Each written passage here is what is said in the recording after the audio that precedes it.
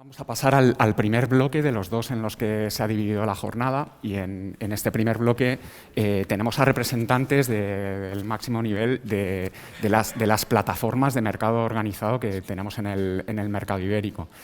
Entonces, en primer lugar, vamos a invitar al estrado a Carmen Becerril. Carmen Becerril es presidenta del Grupo OMI, presidenta de las compañías OMEL y OMIP, vicepresidenta ejecutiva de OMIClear, consejera de MIPGAS y de MIPGAS Derivatives, y con un currículum, la verdad es que podría estar toda la mañana con una trayectoria muy amplia en la Administración General del Estado, por ejemplo en IDAE, ¿no? Y en la empresa privada, pues con experiencias muy interesantes para el objeto de la jornada de hoy, como Fortia, por ejemplo.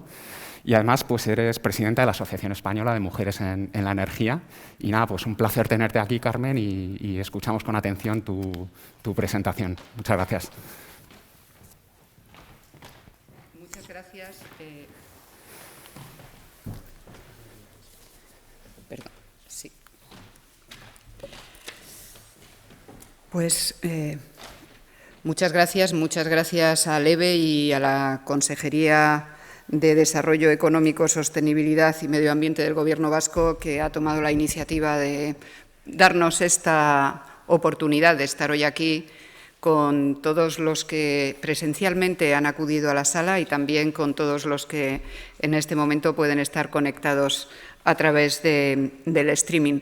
La verdad que hablar en este momento de mercado de electricidad y precio de electricidad no es fácil, porque es un tema sumamente espinoso y además muy comprensible toda la inquietud que en este momento existe alrededor de estas circunstancias. Sin embargo, bueno, por mi parte y en la presentación que yo quería compartir con todos ustedes, lo que sí que quería era llevar a su conocimiento y a su ánimo, por un lado, cuáles son las bases sobre las que se están definiendo precisamente los precios, cuáles son las expectativas de futuro y qué quiere decir cuando la consejera hablaba de que hay que, bueno, pues quizás transformar el modelo de gestión de riesgos, pues ¿qué se puede querer decir con eso?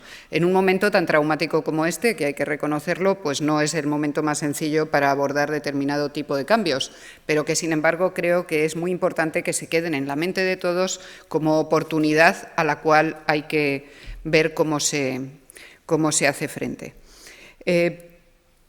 Quería dividir mi presentación en 3 bloques, básicamente. Un primer bloque que es acción por el clima, cómo todo esto está afectando precisamente a los mercados energéticos y muy en particular al mercado eléctrico. ¿Cuál es el concepto de mercado eléctrico tan debatido? Marginalismo versus pay as bid, el concepto europeo que ahora mismo estamos manejando, ¿qué quiere decir? Y cómo se estructura en términos generales los mercados, para luego ya darles unas referencias sobre cómo está funcionando el mercado y qué expectativa de futuro, como antes comentaba, nos puede dar, analizado frente a lo que son los países de referencia de nuestro entorno europeo y que en buena medida determinan también el análisis de competitividad de nuestra economía.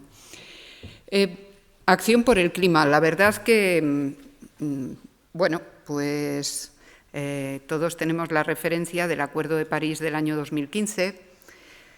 Parece mentira, pero no ha pasado tanto tiempo y, sin embargo, todos nuestros paradigmas se han visto trastocados, primero por el COVID y hoy por hoy, pues en buena medida porque estamos viviendo una tensión importante de oferta en el ámbito del gas y, por lo tanto, generando también unas referencias de precios muy anómalas, digamos, sobre lo que había sido la referencia general.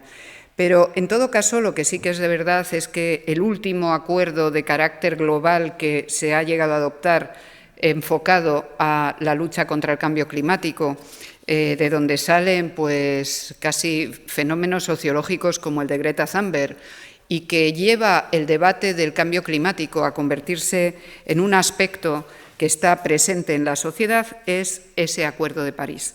Insisto, año 2015 y en el entretanto pues Trump decidió que Estados Unidos se salía del acuerdo, Biden volvió a entrar, llegó el COVID, se hundió la demanda de energía, de repente se disparó la demanda de energía en el año 21, en fin, estamos viviendo, como decía, situaciones muy anómalas, pero sin embargo el objetivo de París hoy por hoy sigue vigente porque es el único elemento compartido a nivel mundial con todas las matizaciones que en este momento podemos hacer.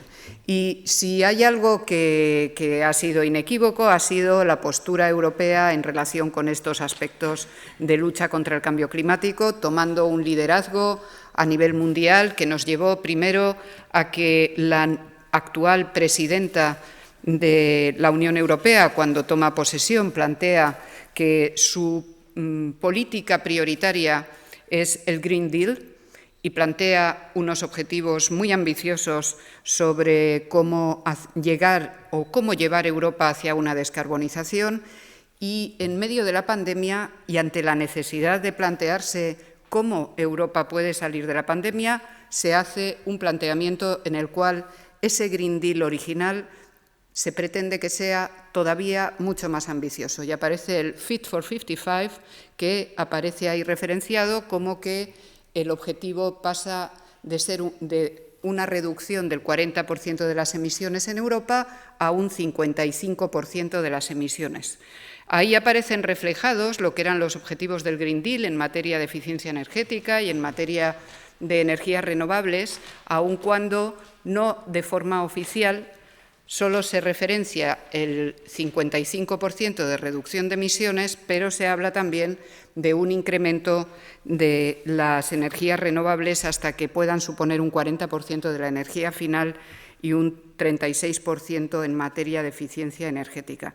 Estos datos, que bueno, pues se quedan en unos datos publicados por la Comisión Europea y, por lo tanto, aparentemente lejanos y aparentemente difusos, lo que sí que es verdad es que son absolutamente determinantes de todo lo que ha sido el planteamiento de los fondos Next Generation que se ha hecho desde la Unión Europea y, en definitiva, de todos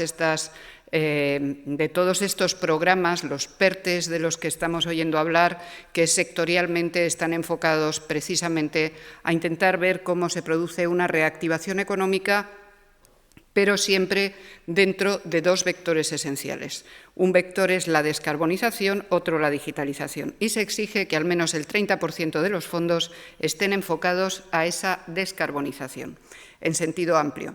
Descarbonización que afecta esencialmente a los modelos de producción de energía, sin lugar a dudas, pero también afecta de una manera absolutamente directa a todo lo que es la industria.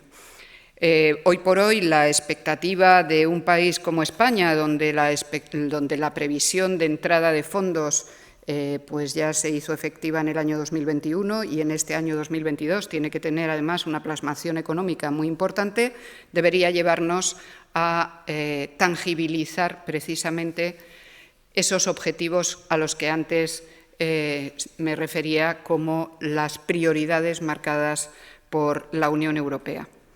Y todo esto, cuando nos acercamos a cómo se traduce en el caso de la península ibérica, se traduce a través de los planes nacionales de energía y clima, que en definitiva son una declaración política que cada uno de los países ha tenido que realizar frente a la Unión Europea, de manera tal que teóricamente esos objetivos que antes veíamos que no son binding, no son obligatorios para cada uno de los países, sino que tienen que ser el resultado de la suma del esfuerzo de todos en conjunto.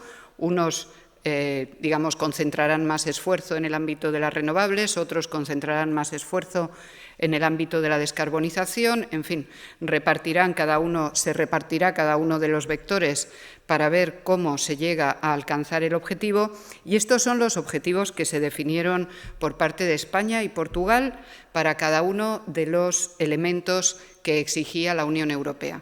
Y yo creo que lo que es importante señalar es que esto es un documento del año 2019, por lo tanto, podemos pensar que de alguna manera pues está ya periclitado y que Esto ya no es el referente.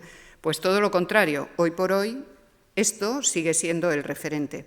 Y sigue siendo el referente hasta tal punto que luego veremos cómo está condicionando los mercados de futuros y cómo está trastocando las referencias económicas que en este momento se proyectan para los próximos años. Los datos son públicos y son conocidos. Yo, quizás porque actúo aquí como presidenta del grupo OMI, destacar la referencia al 74% de renovables en generación eléctrica que aparece en el plan presentado por España ante la Unión Europea y destacar también el 80% que aparece en la referencia de Portugal. En definitiva, aun cuando hay otros parámetros donde probablemente la península ibérica no puede ser tan rotunda a la hora de alinearse con los objetivos planteados, sin embargo, es cierto que de este documento lo que se deduce es el firme compromiso con el desarrollo de las energías renovables, tan firme como para plantear que la movilización de fondos que tiene que llevar asociada pues es superior a los 200.000 millones de euros. 200.000 millones de euros que se concentran en una buena parte en todo lo que se refiere al cambio del modelo eléctrico, tanto en la parte de renovables como en la parte de redes, como en mercados locales, comunidades energéticas y todos esos conceptos que están surgiendo en este momento y que tienen que ver y que tienen que aflorar de manera muy rotunda durante los próximos años. Y bueno, pues ahí está expresado el esfuerzo económico que se supone que tiene que llevar asociado y en definitiva, acompañado de las políticas de incentivos que el Gobierno considere oportunas, y estamos hablando de, en el ámbito eléctrico, 126.000 millones, toda la reforma que supone la parte del transporte para la descarbonización del transporte y la electrificación nos lleva a esa referencia económica de 54.000 millones y, por supuesto, tenemos todo lo que se refiere a ahorro y eficiencia energética y un poco más allá, digamos que un impulso muy claro y muy rotundo a la electrificación. Creo que cuando apareció el PNIEC, evidentemente las referencias económicas del precio de la electricidad eran absolutamente distintas de las que estamos viendo hoy. Y la expectativa de que se pudiera producir esa electrificación de la economía con un ritmo mucho más acelerado del que hoy podemos estar percibiendo o que hoy se está estableciendo como prioridad es evidente. Pero, por otra parte, el movimiento hacia la electrificación creo que es una constante y es una constante que tiene que permanecer en todo el modelo energético de la Unión Europea. La verdad es que hablar a un entorno industrial sobre todos estos conceptos, que son, bueno, probablemente políticamente muy sugerentes, pero que luego hay que aterrizarlos y hay que llevarlos a la realidad, pues no deja de ser comprometido. Yo me atrevería a decir que cuando estamos hablando de las políticas de la Unión Europea en materia de descarbonización, de eficiencia o de renovables, estamos hablando mucho más de un compromiso político medioambiental. Estamos hablando de que también Europa está buscando su lugar en el mundo. Se habla insistentemente de que este concepto del mapamundi, donde el Atlántico figura en el centro porque Europa está en el centro y a partir de ahí se analiza el mundo, ha pasado y entonces ahora ya el mapamundi tiene que estar con el Pacífico en el centro, Asia y América, y Europa queda en una esquinita. Yo creo que no podemos perder de vista que seguimos viviendo en la región más privilegiada del mundo y donde todo el mundo aspira a estar. Y si no, los flujos migratorios que observamos desde cualquier confín del mundo, pues yo creo que lo ponen de manifiesto. Cómo preservar nuestro modelo social y nuestro modelo económico y qué sentido darle, pues está por detrás de toda esta apuesta sobre un modelo de sostenibilidad ambiental que tiene que ir acompañado, que tiene que ir parejo a un desarrollo tecnológico y a una apuesta de presencia a nivel mundial con un modelo de influencia que no es el modelo de influencia geopolítica tradicional, sino que es un modelo de influencia mucho más basada en aspectos de perfil económico. Pero es una reflexión que supongo que bueno, pues algunos de ustedes compartirán y algunos otros no. En todo caso, lo que es verdad es que se están movilizando cantidades de dinero muy importantes precisamente para llevar adelante este proyecto de liderazgo tecnológico en todo el ámbito de esta economía asociada a la descarbonización, desde un entorno como es el europeo, donde realmente venimos a representar el 11% de las emisiones del mundo. Por lo tanto, difícil que el cambio climático se frene como consecuencia de nuestra firme convicción y apuesta europea, pero que, sin embargo, tiene que ayudar precisamente a que todo eso se pueda hacer realidad en el resto del mundo y, como decía, que Europa también encuentre un contexto donde tener una firmeza económica importante. Volviendo otra vez, esta era la primera parte de mi reflexión sobre descarbonización y energía y cómo se integran los dos conceptos. La segunda parte es el mercado de electricidad, el controvertido mercado de electricidad, padre de todos los males o madre de todos los males, y concepto que yo voy a intentar rebatir con firmeza, como no podía ser de otra manera, para no defraudar a mi estimado público. Bueno, lo primero que quiero compartir con todos ustedes es que el concepto de mercado es un concepto europeo. Surgió como concepto de mercado marginalista, surgió con las primeras directivas de liberalización del sector eléctrico. Hemos evolucionado desde un sector eléctrico donde la participación del capital público era prácticamente mayoritaria hacia a convertirlo en un sector donde el capital privado está presente prácticamente a todos los niveles y prácticamente al 100%, no en todos los países. Siempre tenemos la referencia de un EDF con un 85% de capital público. Tenemos la referencia de una empresa como Enel con más de un 35% de capital público. Sin embargo, la mayor parte de los países han tendido a hacer desaparecer la presencia del capital público y, por lo tanto, generar unas condiciones donde la toma de decisiones fuera estrictamente de mercado y no mediatizadas por decisiones de perfil, vamos a decir, político. Todo eso, que empieza con las primeras directivas de liberalización en el año 96, va adoptando cada vez más firmeza hasta llegar a lo que ha sido el paquete, el Winter Package, que se llamaba el paquete de energía para todos los europeos, en los cuales se definen una serie de elementos, y uno de los elementos, probablemente de los más complicados, fue la definición del reglamento relativo al mercado interior de electricidad. En aquel momento estaba como comisario del ámbito de energía Arias Cañete y siempre recuerdo que le oí mencionar en una charla que ese reglamento del mercado interior de la electricidad había sido una verdadera pesadilla. Se sacaron 11 normas y salieron todas, y el mercado interior de la electricidad seguía sin ver la luz. Y por fin, ya en junio del año 2019, se publica esa norma. Como saben todos ustedes, las directivas tienen transposición a la normativa interna, pero los reglamentos son directamente aplicables por todos los países miembros. Por eso era por lo que era complicado llegar a un acuerdo, porque no estamos hablando de que haya capacidad de decisión o de modulación, sino que se trata de una norma que se aplica en sus propios términos. Y ahí se consolida precisamente el concepto de mercado y el concepto de NEMO, Denominated Electricity Market Operator, que en este caso para la península ibérica es OMIE.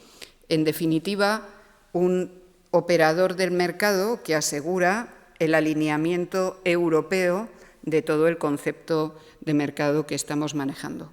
Pero cuando hablamos de mercado hablamos de una realidad compleja, que no es solamente el marginalismo del mercado diario, sino que estamos hablando de un concepto de mercado donde cada vez tiene que tener una mayor presencia el mercado de futuros, además de lo que es el Day Ahead Market, que es lo que normalmente ese precio que se publica diariamente, y luego los mercados de intraday.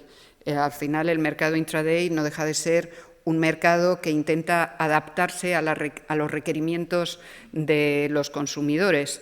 En el mercado del día siguiente puedes haber comprado 100 y cualquier incidencia en tu proceso de producción o cualquier incidencia por parte de un generador que no puede asegurar la generación que había vendido, pues puede ajustar sus posiciones en ese mercado intraday, que en definitiva funciona hasta 1 hora antes del tiempo real y por lo tanto sirve como un mercado de ajustes para que nadie entre en el desvío que el operador del sistema luego penaliza.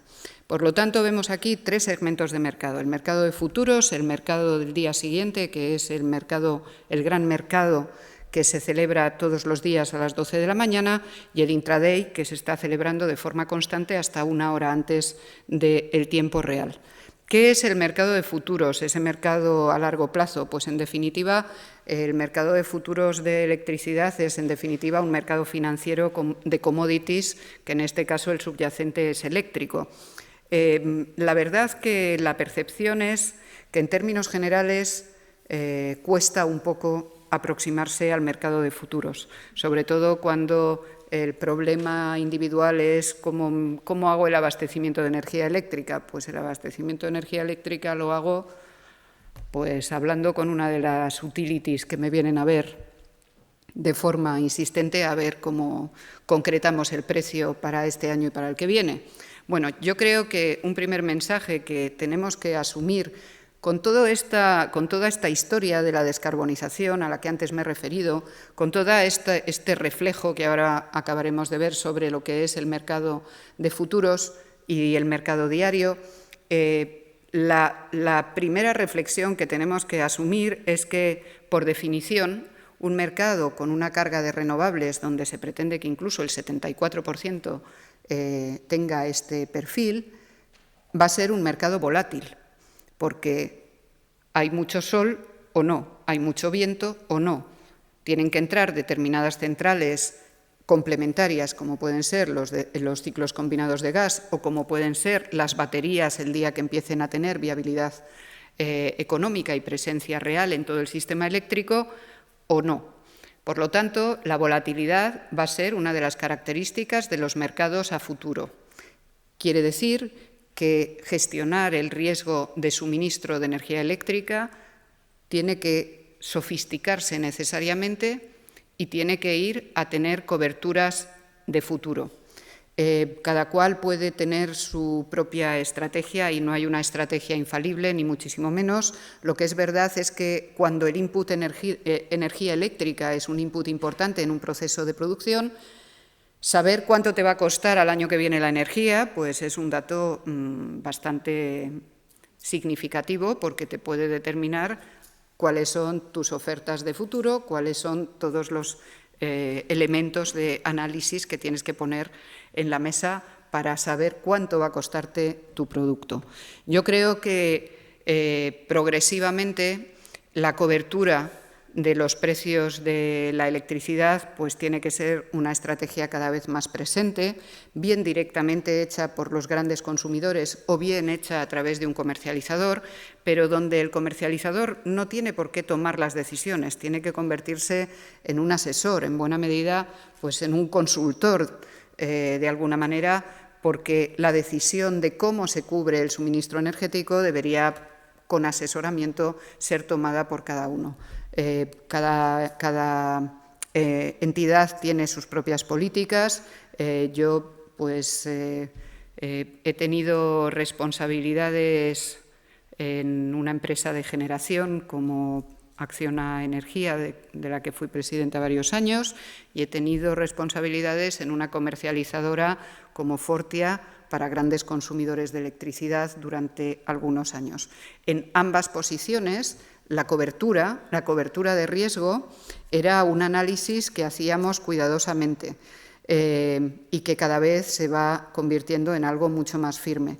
No se trata de me voy a comprar todo lo que voy a consumir el año que viene, se trata de establecer tramos y de establecer volúmenes de cobertura. Al final, llegar al tiempo real pues con un 70% cubierto, pues suele dar bastante tranquilidad, o con un 60 o con un 50, cada cual tiene que tomar sus decisiones. Y que se cubre con tramos de muy distinto perfil, pues ese también es una realidad, porque al final no estamos hablando de un concepto unívoco, sino que te puedes negociar el mes que viene, el trimestre que viene, 3 trimestres más allá, el año que viene, en definitiva, toda una panoplia de productos que tiene que dar seguridad y certeza en el modelo de gestión eléctrica que se plantea. En muchas ocasiones he tenido conversaciones sobre, pero esto es un mercado financiero, los mercados financieros son complicados de gestionar, vamos a otro modelo que es el de los PPAs a 10 años, también es un modelo, porque también hay que marcar un marco de una referencia de suministro a más largo plazo, pero en todo caso lo que está claro es que hay que diseñar una estrategia y sobre esa estrategia ir trabajando acomodándose a la realidad. Eso por los mercados de futuros. El mercado diario, el denostado marginalismo.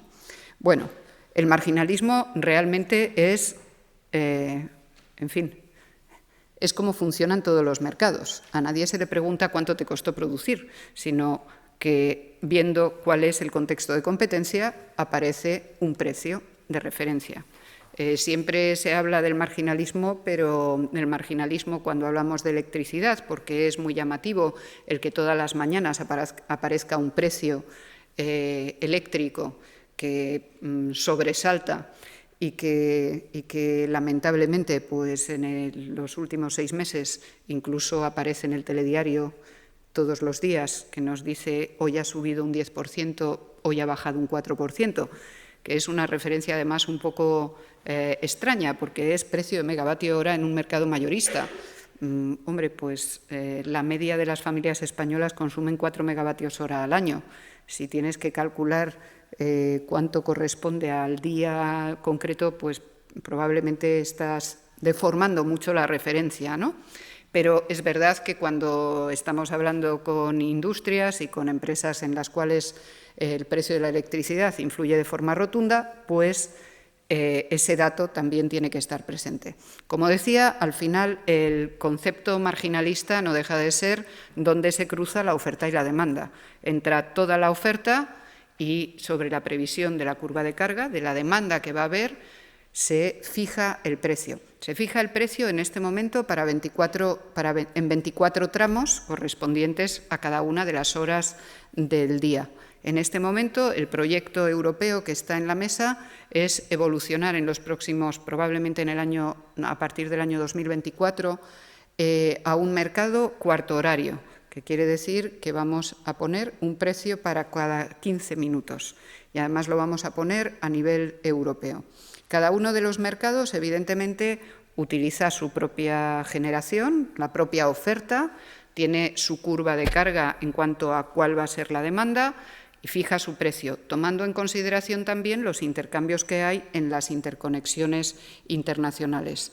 En definitiva, en el caso de la península ibérica, por un lado tenemos la interconexión de España con Portugal. Es una interconexión muy fuerte, hablamos de mercado ibérico porque en este momento el 99% de las horas España y Portugal tienen el mismo precio, desde OMIE gestionamos el precio para los dos países y también tenemos la frontera francesa, tenemos los Pirineos, donde siempre está presente la sempiterna reivindicación de que tiene que aumentar la interconexión con Francia, entre otras cosas porque la interconexión es una manera de favorecer la integración del mercado europeo.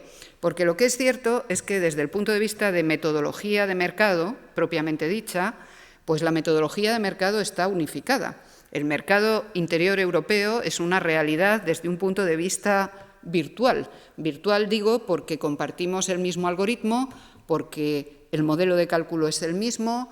En nuestro caso, asumimos cada 2 meses, durante 15 días, somos responsables de hacer la casación con el algoritmo Eufemia para todos los países europeos y comprobarla, por lo tanto tenemos una implicación muy directa y al final pues tenemos todos estos países involucrados en el mismo esquema.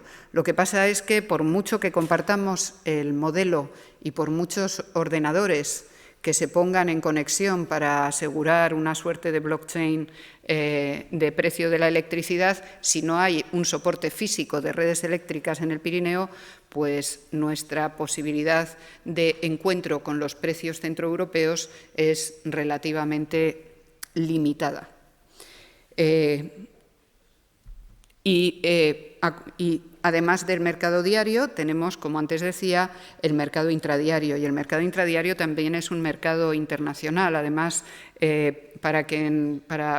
por dar un orden de magnitud, prácticamente en los mercados intradiarios el 70% de las operaciones son operaciones a través de la frontera francesa. En definitiva, son agentes españoles comprando o vendiendo hacia Europa en función de las ofertas que van apareciendo en la pantalla, y las ofertas no son con Francia, las ofertas pueden ser con Noruega, si existe capacidad de interconexión y si el sistema lo admite. El sistema está diseñado precisamente para que pueda hacer el análisis completo.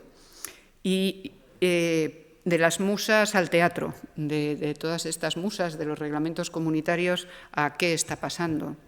Pues el mercado de electricidad, tal y como hoy lo conocemos, nació en el año 1998.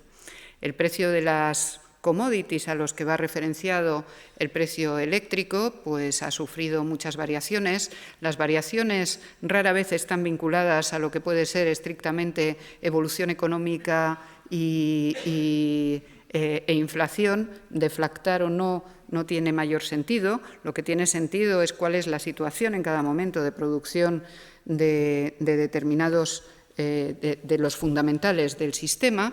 Y como podemos ver aquí, pues desde el año 98 hasta el año 2019, que fue, vamos a decir, el último año en el que vivíamos en una cierta normalidad, los precios eléctricos se movían alrededor de los 50 euros megavatio hora.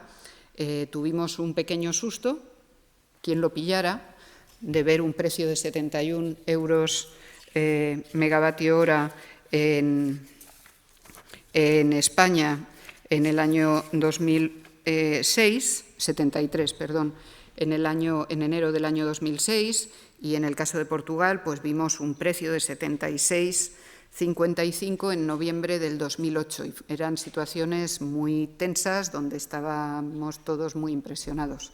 Verdaderamente la situación que estamos viviendo hoy, lo primero que es anómala. No tiene ningún sentido. No tuvo ningún sentido que en el año 2020, bueno, no tuvo ningún sentido, tuvo el sentido de la oferta y la demanda. Al final se hundió la demanda de energía eléctrica y se hundieron los precios y tuvimos precios de un precio medio de año de 33 euros el megavatio hora. Una situación pues problemática, donde también hubo muchas quejas en aquel momento de las empresas eléctricas. El mes de febrero del año pasado fue el febrero más barato de la historia. El mes de febrero del año 2021 cerramos con un precio de 28 euros el megavatio hora. Y sin embargo, llegó el mes de junio, empezó la escalada y nos encontramos con un precio en diciembre de 239 euros el megavatio hora, en una situación, como les decía, 6 meses absolutamente anómalos. Bueno, ya son 7 y vamos a por el 8º. En definitiva, el mercado como tal, como mecanismo de fijación de precios, funciona. La situación en este momento es anómala. Es anómala y sirve de poco explicarlo, pero tiene una explicación. El mercado tiene una fórmula de fijación de precios absolutamente transparente. Si nosotros ahora cogemos el modelo de cálculo de cuál es el coste marginal, el coste fijo de una central de ciclo combinado de gas, que es la referencia que cubre el final de la demanda, encontraremos exactamente el perfil eléctrico. En definitiva, para calcular el precio eléctrico se multiplica por 2 el precio del gas de ese día y se le añade un 40% del precio cotizado del CO2. Y ese viene a ser el precio de la electricidad, salvo ese día en que sopla mucho el viento y además se acopla con un anticiclón con mucho sol, y ya la presencia de renovables en nuestro sistema va dejándose sentir y nos encontramos con que el mismo día podemos tener precios de 200 con precios de 10.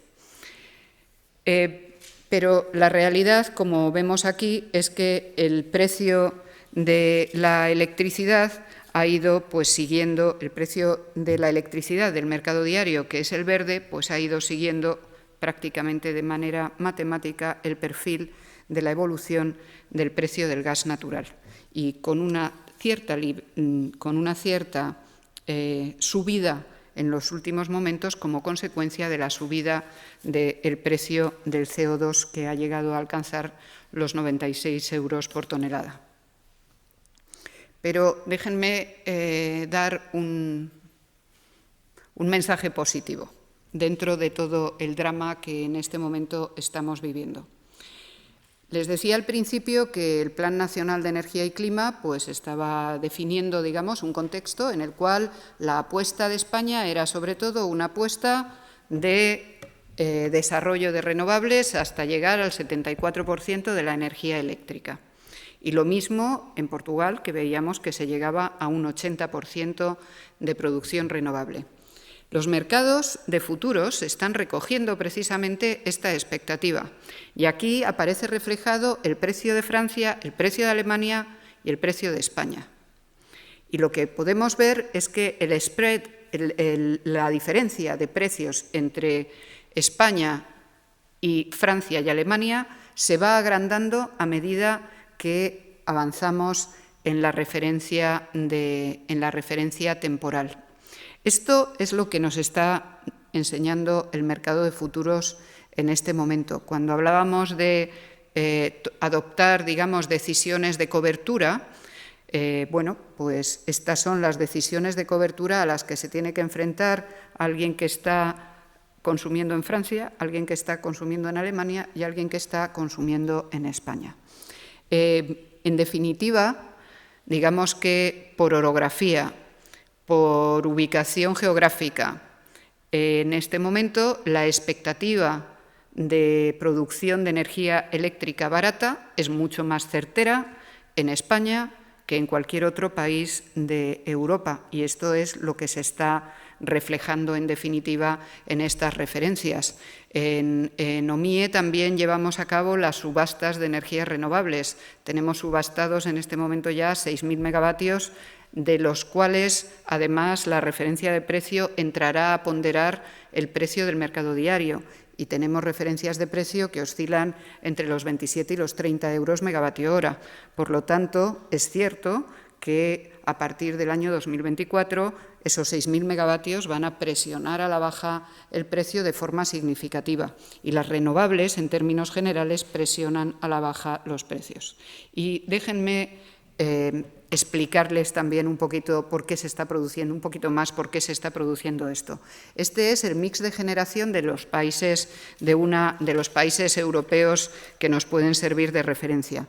La verdad que, bueno, las circunstancias han llevado a que en España, con todos los vaivenes tecnológicos propios de un país que no tiene ningún recurso autóctono, más allá de lo que tuvo en algún momento de carbón en algunas zonas de España, pues lo que llevó tanto a España como a Portugal es a generar un mix de electricidad complejo en el cual no hay una tecnología preponderante, sino que se llega a un cierto equilibrio en cuanto a las tecnologías utilizadas.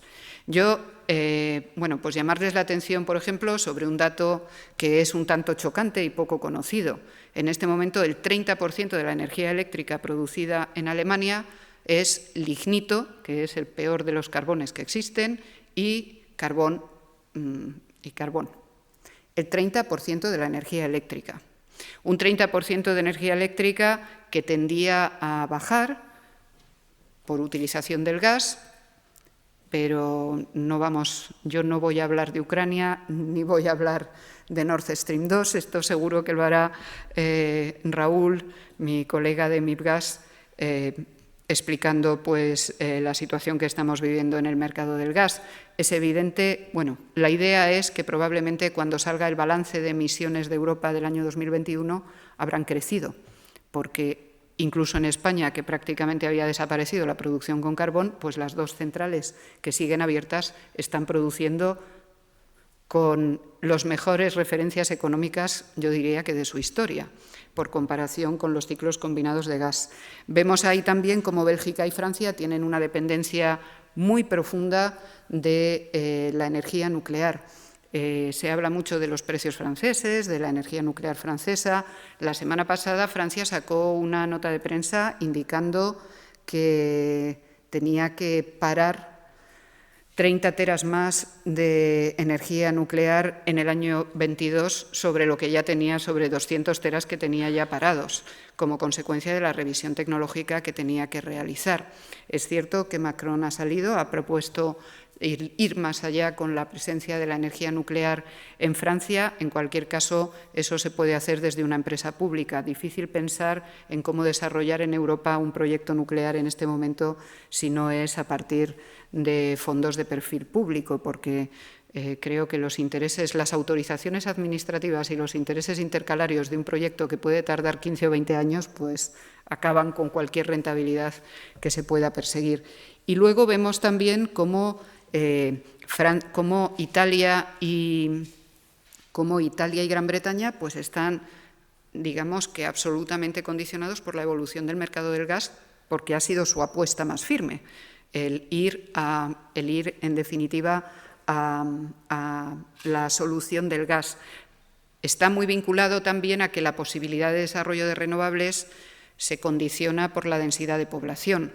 En el caso de la península ibérica, pues yo creo que tanto España como Portugal tienen oportunidades importantes de desarrollo de instalaciones, que es difícil de pensar en Gran Bretaña, donde recuerdo que hubo todo un debate, de aquella yo estaba en Acciona, intentábamos ver si cabía el desarrollo de parques eólicos en Gran Bretaña y hubo todo un debate en la Cámara de los Lores sobre el impacto que sobre el British landscape podían llegar a tener los aerogeneradores, por supuesto muy negativo, con lo cual pues tomaron una decisión de que no hay eólica más que la eólica marina, y la eólica del Mar del Norte es muy importante, es un recurso muy importante, pero sin duda con limitaciones y además económicamente pues muy caro. Por lo tanto, tenemos, vamos a decir, una situación de partida que es la que justifica esa referencia de precios que veíamos antes. Y por otro lado, se habla mucho de la variabilidad de las energías renovables, y es verdad, pues hay viento o no hay viento, hay sol o no hay sol. Lo que pasa es que a medida que estamos hablando de grandes volúmenes de potencia instalada y que estamos hablando también de una energía distribuida adecuadamente a lo largo de toda la geografía, hay determinadas complementariedades que nos llevan a que en invierno hay mucha más eólica que solar, en verano hay mucha más solar que eólica, pero este es el dato del año 2021 con el volumen de producciones que tenemos y con las instalaciones que hoy por hoy existen. Y como vemos, digamos que hay 8.000 gigavatios hora que de alguna manera durante 7 meses se han producido de forma sostenida, con variaciones horarias, por supuesto que con variaciones horarias. Por eso decía que la volatilidad va a ser un elemento presente en el mercado, porque iremos cubriendo cada vez volúmenes de energía más altos, pero en todo caso tendremos que ver que hay momentos en los cuales tienen que entrar tecnologías alternativas a las renovables a cubrir el total. De todas maneras, toda esta presencia de las renovables está trastocando también el perfil de precios que está arrojando el mercado. Tradicionalmente, el precio más barato del sistema siempre venían a ser pues, las 5 de la madrugada, 4 o 5 de la madrugada, y además es una constante en todos los países europeos. Sin embargo, el viento sopla cuando sopla y el sol, de momento, todos los días amanece. Porque si no amanece, entonces tenemos otro problema. Todos los días amanece, por lo tanto, nos brinda una oportunidad energética que está llevando a que el precio más barato, de forma más repetitiva en el sistema español, esté a las 17 horas. Lo movemos 12 horas. Nos vamos a las 5 de la tarde como el precio más barato del sistema. Y es una tendencia que a medida que la energía solar fotovoltaica esté cada vez más presente dentro del sistema, se va a ir consolidando y se va a consolidar de manera que aproximadamente nosotros estamos estimando que las horas del día más baratas serán esencialmente las horas del mediodía hasta prácticamente las 6 de la tarde. Y bueno, pues podría seguir contándoles cosas, pero cuando estaba preparando la presentación llegué a la conclusión de que ya me había comido el tiempo 1000 veces y ha sido así. Así que aquí me paro, darles las gracias a todos ustedes. En fin, como les decía, yo creo que hay que sobrevivir los próximos meses porque la situación no parece que vaya a ser fácil, pero la expectativa que hoy por hoy hay, la expectativa de futuro en un sistema como el español, pues creo que es una expectativa razonable desde el punto de vista del precio eléctrico. Muchas gracias. Muchas gracias, Carmen. Te voy a invitar a escuchar la presentación de Raúl y luego pasaremos a las preguntas, ¿no? Cuando haya presentado Raúl. Muchas gracias por tu... No, ningún problema, vamos bien. Muchas gracias por la presentación. Nuestro siguiente ponente es Raúl Yunta. Por favor, Raúl, puedes acercarte al estrado. Y bueno, pues por presentar a Raúl, es una auténtica personalidad en el mundo del gas en España. Lleva una trayectoria en el sector energético muy amplia. Empezó como colega investigador, ¿no? en ICAI, para pasar luego a trabajar en Red Eléctrica, en el Departamento de Planificación y Control, y posteriormente dar un salto al regulador energético español, bajo todas las siglas que ha habido, primero como subdirector de electricidad. Posteriormente pasó al mundo del gas y en los últimos años en el regulador estuviste trabajando como director de gas y de hidrocarburos. Y desde hace unos años pues, es presidente de MIPGAS, el Mercado Organizado de Gas Natural. Bienvenido, Raúl, y te escuchamos con atención. Muchas gracias. Pues muchas gracias en primer lugar a LEVE, al Ente Vasco de la Energía, a la Consejería de Desarrollo Económico, Sostenibilidad y Medio Ambiente del País Vasco, del Gobierno vasco, y gracias también a la orquesta y gracias, Jorge, por la amable introducción. Bueno, pues yo voy a presentar un poquito lo que es el funcionamiento del mercado del gas. El mercado del gas que, como ha comentado antes la presidenta de OMIE, pues tiene bastante influencia y yo diría que capital también en los precios del sector eléctrico, con lo cual, pues si atacamos también la competitividad del mercado del gas de forma indirecta, tendremos también un mercado eléctrico cada vez más competitivo.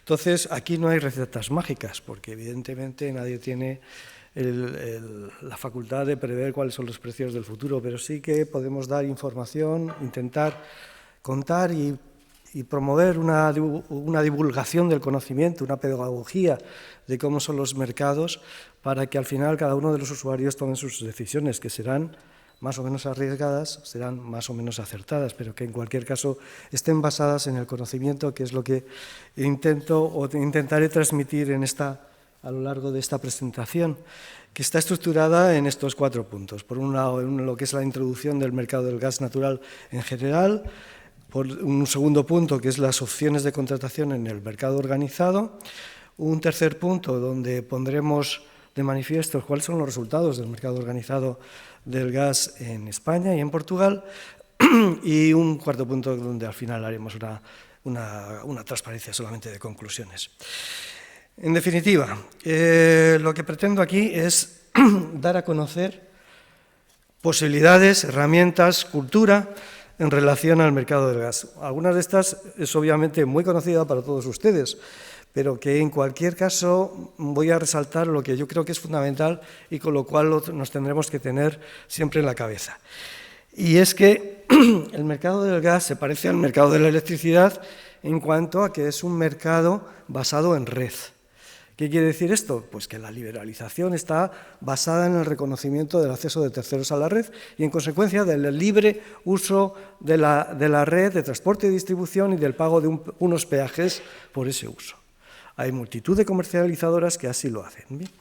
Y en eso se parece mucho al mercado eléctrico, pero también se parece al mercado del petróleo, y es que cada vez más la transferencia de energía se hace o el transporte de energía se hace a través de un vehículo nuevo que es el GNL, o nuevo, no tan nuevo, pero que es el gas natural licuado, que lo que hace es empaquetar la energía de tal forma que se carga en barcos en forma líquida ese gas, el GNL, el gas natural licuado, y se lleva allende los mares a cualquier lado del mundo.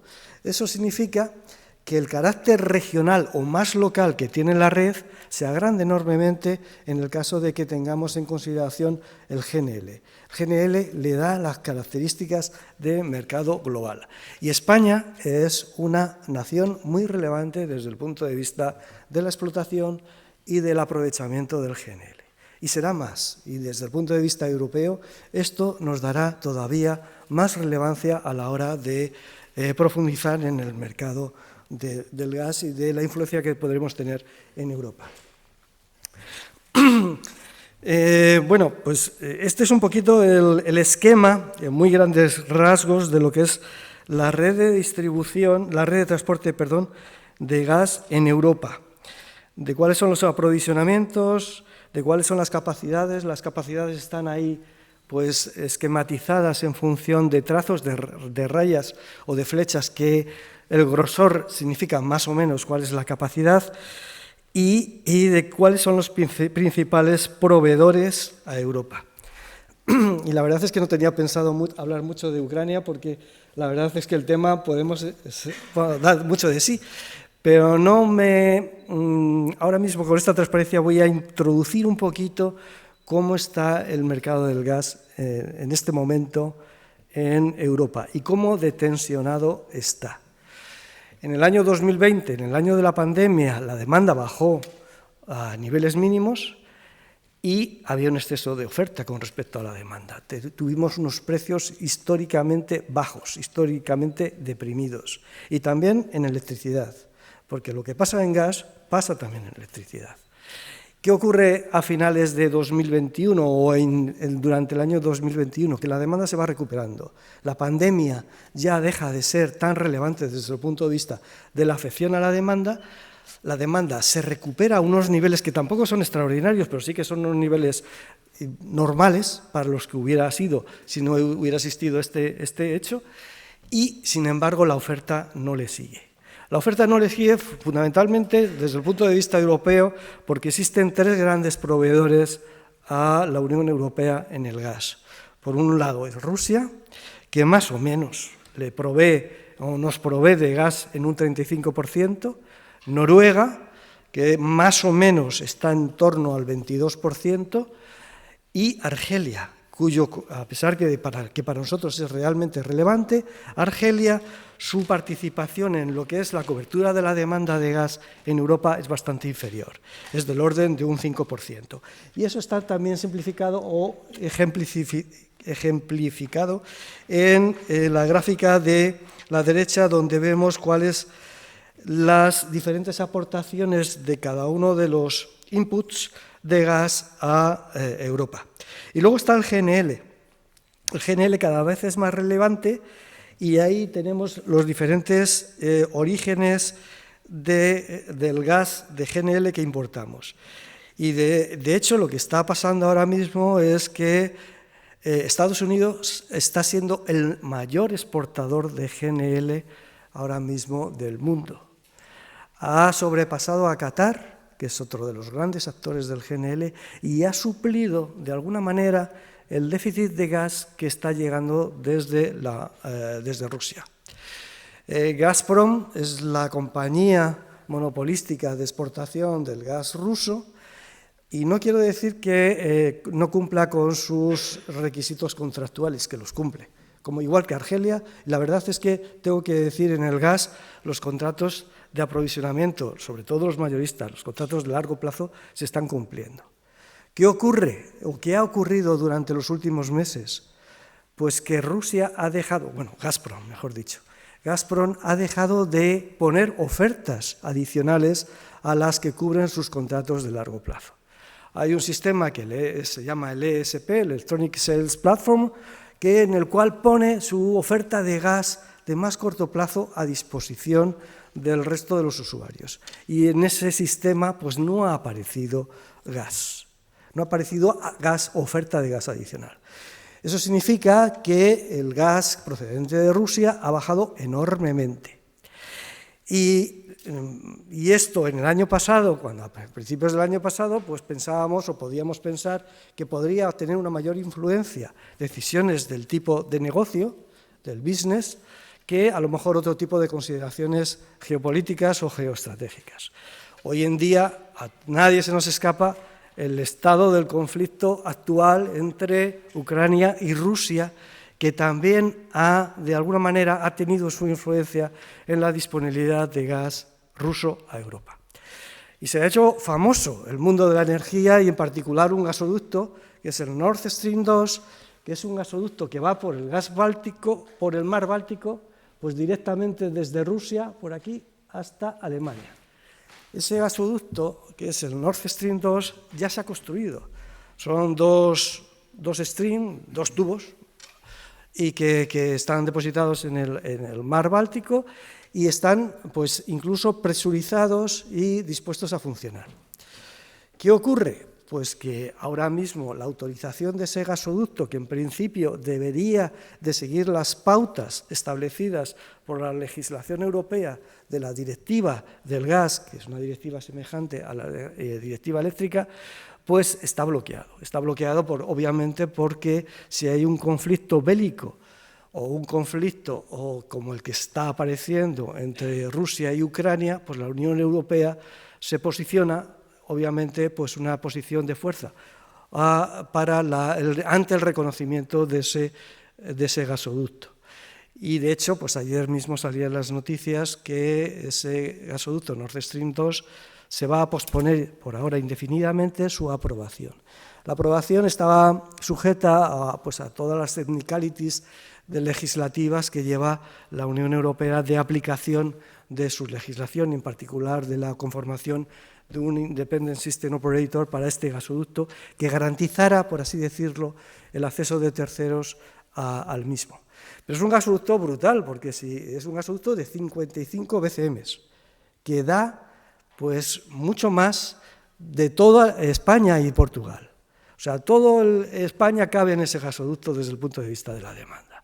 Son cifras realmente muy significativas. Y han aparecido, la verdad es que me puedo enrollar con esto, ni se sabe, ¿no? Pero han aparecido también cambios en lo que está ocurriendo ahora mismo en el mapa energético europeo. Y uno de los cambios es, por ejemplo, que el gasoducto que viene desde Yamal, que es una península que está en el norte de Rusia, que está cerca del Círculo Polar Ártico, y que tiene pues unos gasoductos que van a través de Bielorrusia, Polonia y Alemania, entran al corazón de Europa, pues esos gasoductos han dejado también de fluir gas, no solamente el tránsito ucraniano, sino el gasoducto que viene a través de Bielorrusia y Polonia, ha dejado de introducir gas adicional a Europa. ¿Qué quiere decir eso? Pues que se ha revertido el flujo desde la entrada a Malno, desde Alemania. Alemania está alimentando ahora mismo de gas a Polonia en un flujo reverso o revertido, mejor dicho, en el sentido opuesto del que era convencional. Y una de las cosas que ha hecho muy bien, desde mi punto de vista, la Comisión Europea en su 10-Year Networks Development Plan es obligar a que los gasoductos europeos sean bidireccionales, de tal manera que puedan socorrer y aportar gas de una forma en ambos sentidos. Vaya.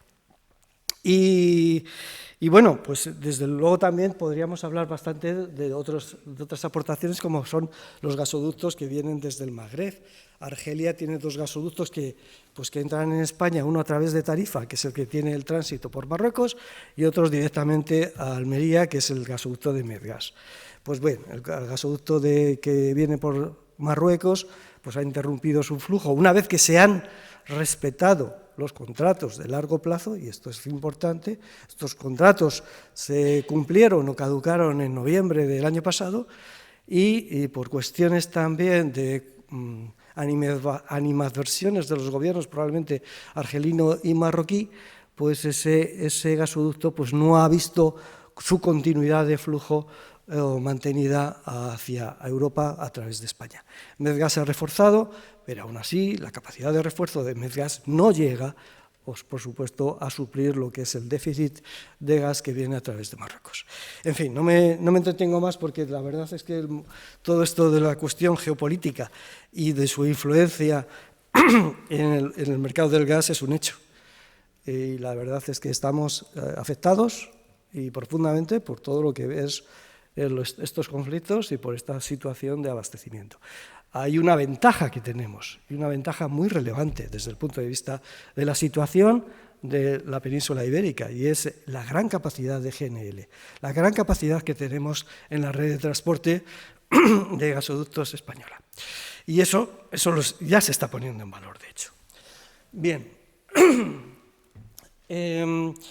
dentro de lo que es un poquito la cultura, que obviamente muchos de los que están aquí pues la conocen y la sufren tanto o más que yo, pues no quiero dejar de introducir lo que es un poquito la organización del mercado del gas.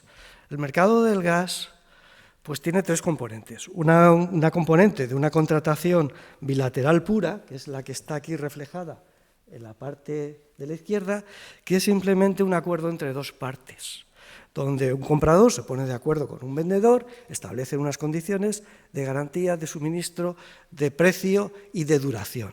Esos son los contratos típicamente bilaterales OTCs que han sido históricos en el sector del gas. Luego, estos contratos OTCs, over the counter, y toda esta terminología, desde luego no debe asustarnos porque es simplemente pues, adoptarla y ya está, no hay nada más, pues también pueden ser estos contratos bilaterales intermediados o no, intermediados por figuras específicas, que son los brokers que pues establecen, pues ponen en contacto de todas las partes, ponen pues también un valor añadido a la hora de establecer las condiciones y demás, y en definitiva pues se sustancia en un contrato bilateral también entre las 2 partes, en este caso intermediado, y puede ser liquidado y también garantizado pues, a través de una cámara o no, una cámara de compensación. Y luego está el mercado organizado, que es el que nos ocupa a nosotros, que es en España es el de más creciente creación. El mercado organizado es el mercado de Midgas, que tenemos una historia pues, escasa, de 6 años nada más, pero que hemos conseguido tener una referencia de precios muy relevante. Y para tener ideas del orden de magnitud de cuál es cada uno de estos mercados, en 2020 la negociación en el mercado organizado más o menos fue en el orden del 12% respecto al total de los otros mercados OTCs, que eran el 88%, pero ya en el 2021 tenemos casi un 20% del mercado negociado en gas es a través del mercado organizado, siendo un 80 y tantos por ciento el mercado intermediado o el mercado realizado a través de operaciones bilaterales, OTCs. Y de este 82%, para ser exactos, de este 82% del mercado OTC, pues un 38% más o menos es el intermediado a través de brokers. ¿Qué quiere decir esto? Pues que en el mercado del gas hay muchos mercados. Y aquí no hay tampoco una verdad absoluta. Lo único que hay son herramientas que tienen cada uno de los usuarios, que tienen cada uno de los compradores y de los consumidores, pues para obtener al final su mejor posicionamiento respecto a lo que es su contratación. Y esto es producto de una evolución histórica. Evolución que va desde los mercados menos desarrollados, que es el denominado ahí como netback, que en definitiva es, yo te pongo un precio de tal forma que desplazo al combustible alternativo que quiero desplazar, que quiero introducir mi gas. Hay mercados de contratación de largo plazo, que son típicamente los contratos de largo plazo del tipo take or pay, que es tradicional esta terminología en el sistema gasista, que son contratos de lo tomas o lo dejas o lo pagas en cualquier caso, eso sí es verdad. Y estos contratos de compra garantizada son contratos de largo plazo que dan seguridad pues, a las inversiones que son muy consultivas en capital para todas las cuestiones de exploración y producción, de transformación y de transporte. Tengo que recordar que como diferencia con respecto al mundo del petróleo, el transporte de gas natural es bastante más caro que el transporte de oil, de petróleo o de productos derivados, ¿no? En consecuencia, pues los contratos take or pay han tenido y tienen y pueden tener en el futuro pues su sentido. Pues una especie de PPA que ahora mismo está de moda, pero en el GPA, pero hecho desde los comienzos de la historia del mercado del gas.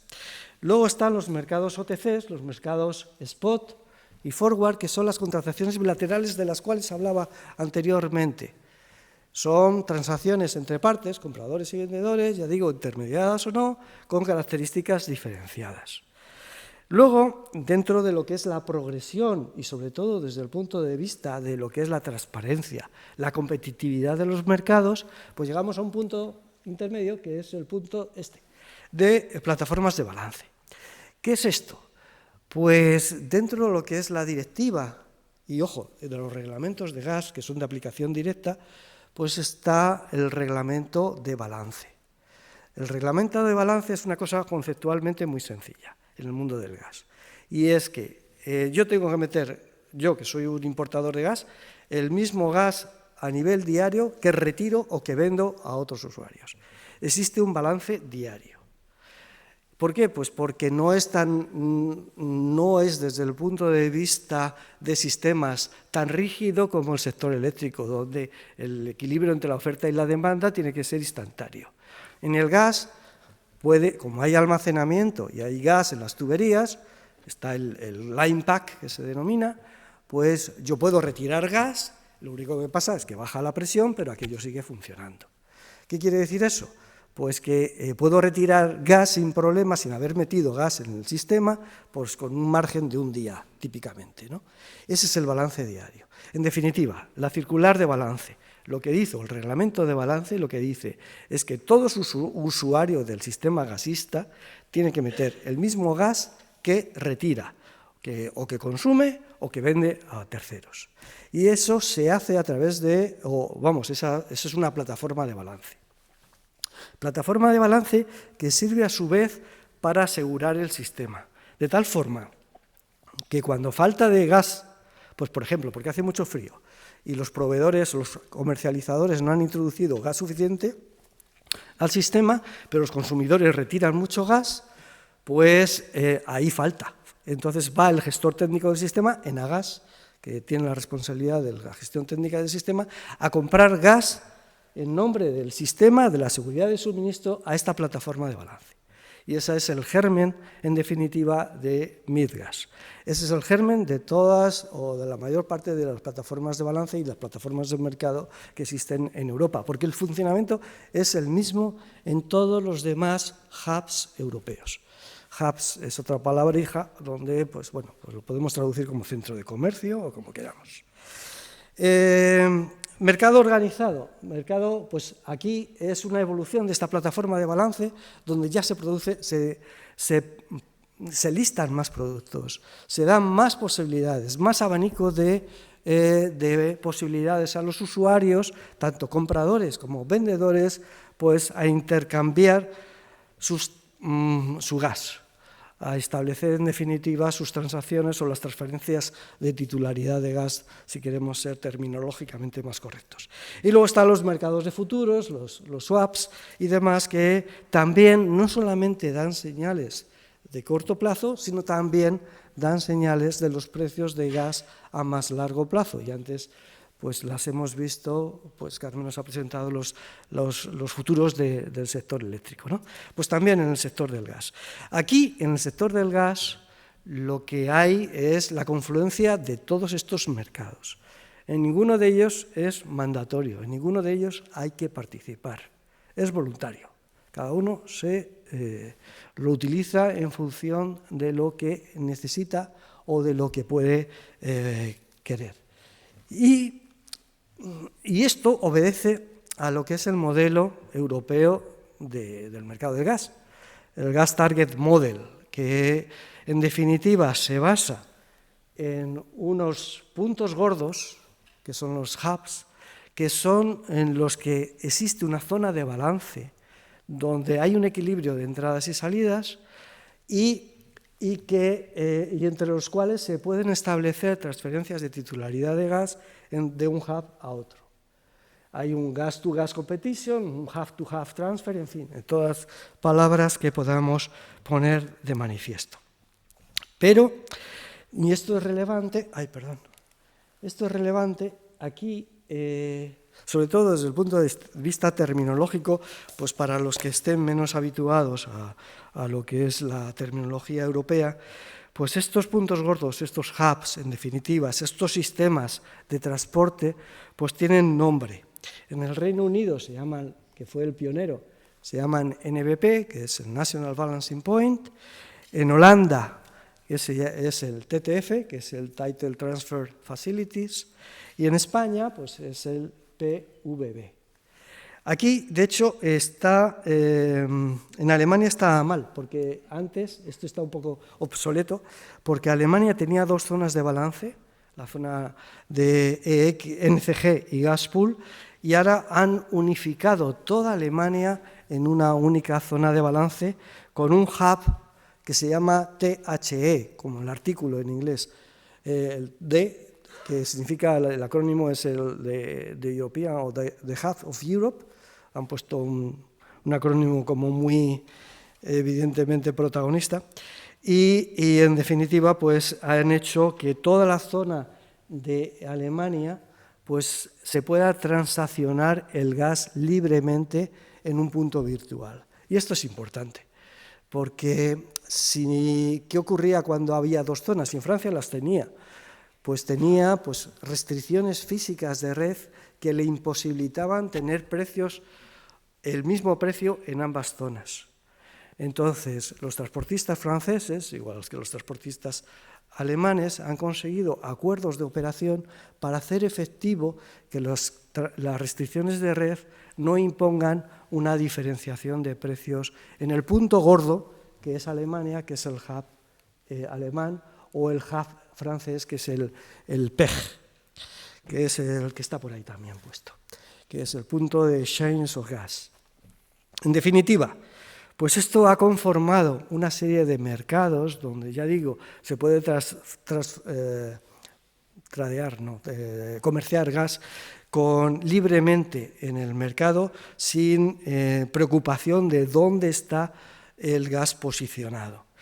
Y la Agencia Europea de Reguladores, ACER, la Agency of Cooperation of Energy Regulators, pues anualmente hace un estudio sobre cuál es el grado de desarrollo de los hubs, el Market Monitoring Report, y establece pues aquellos, por un código de colores, aquellos que están más avanzados y aquellos que están menos.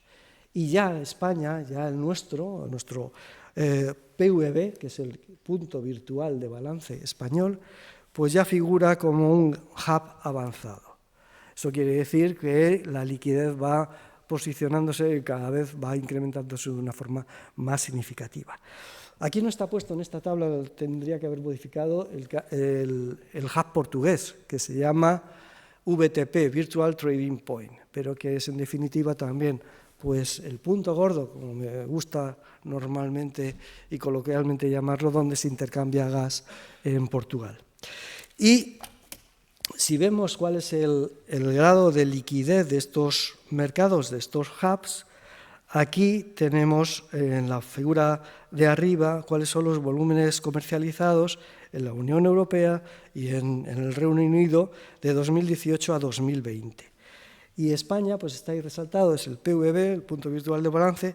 No estamos en la primera división, que la primera división está formada por el TTF y por el NBP. Tengo que decir que cuando empezó el NBP era el que barría y ahora mismo el TTF es el que desde luego tiene una liquidez y un grado de referencia y de confianza de precios muy grande, también beneficiado por el resto de hubs, porque generalmente, y eso lo podrán aseverar mejor los comercializadores que están aquí presentes, pues la cobertura de riesgo de los que operan o de algunos comercializadores que operan en España se hace con referencia a precios del TTF. Pero es un mundo complejo, que requiere más tiempo de explicación, pero que en cualquier caso, idea clave, pues referencia de precios a nivel europeo es el TTF, pero en casi todos los demás hubs en Europa existe un acoplamiento y un alineamiento de precios con el precio holandés cada vez mayor, ¿no? Y lo que sí estamos muy bien es en el número de participantes en el mercado. La verdad es que en España tenemos ahora mismo, vamos, esto es 2019 creo, pero estamos ahí en el PVB, a ver si lo señalo bien, aquí.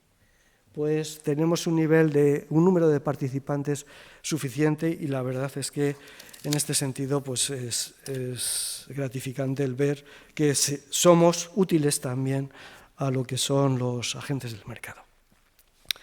Y entramos ahora en lo que son las opciones de contratación y en un poco de la descripción de la mecánica del mercado. Voy a ir rápido porque seguramente tiene más sentido esto para aquellas personas que puedan contratar gas o que puedan querer contratar gas a través del mercado organizado, pero bueno, también es una cultura general que voy a esbozar aquí. A ver, el operador del mercado organizado en España es Midgas, que está... lo voy a poner aquí entero, que está fundamentalmente organizado a través de dos empresas, Midgas y Midgas Derivatives.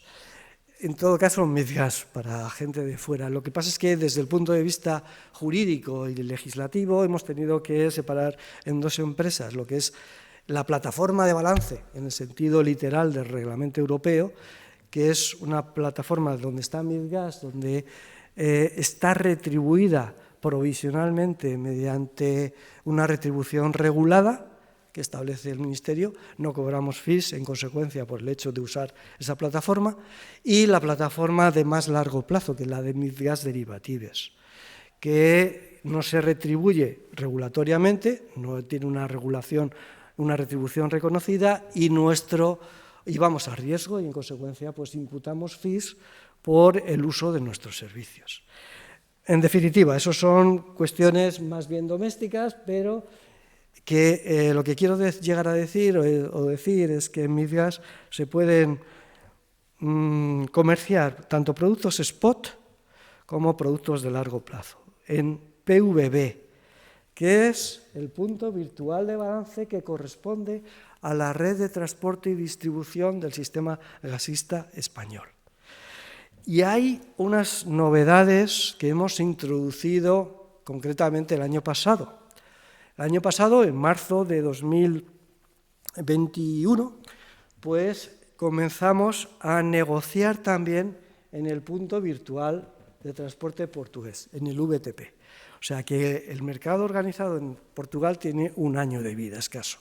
Y ya hay negociación, como luego veremos.